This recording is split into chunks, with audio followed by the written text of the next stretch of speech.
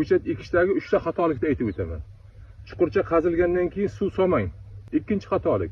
Buni ko'chatni yosh ko'chatni tagiga gung solmang, gung. Gung oqqurt chaqiradi.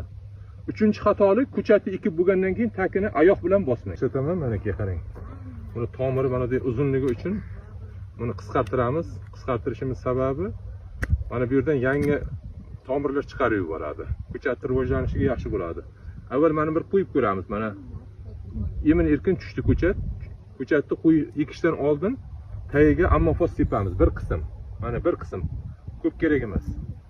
Mana endi to'proq bilan aralashtiramiz buni. Aralashtirgandan keyin ko'chatni qo'yamiz. Mana ko'chatni qo'yamizda to'proqni tortamiz mana. Mana bo'ldi. Ana endi bunga suv solamiz. Buni tagini bosmaymiz.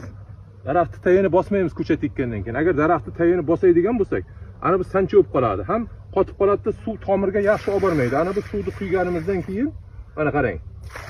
Mana shunday loy qilib tomirga yopishtiradi uni.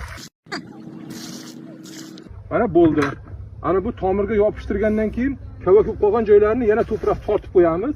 Mana to'proq. Bo'ldi, ana ko'chat ekildi. Ana buni tagini bosish mumkin emas, mutlaqo mumkin emas. Har qanday ko'chatni tagini bosish mumkin emas. Agar bosadigan bo'lsangiz, bu daraxt sancha bo'lib qoladi, tagi daraxt rivojlanmaydi, o'smaydi. Kerak bo'lsa yozga borib qurib qolishi ham mumkin. Ana shu uchun tagiga ammofos sepib, mana shunday qilib ekasizda yerdan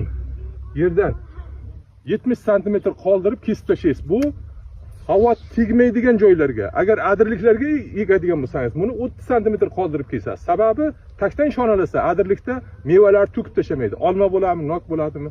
Ana shunday bo'ladi. Bizning bog'dorchilik sirlari kanalimizga obuna bo'ling. Mana shu ko'chatlar haqida ma'lumot berib boraveramiz.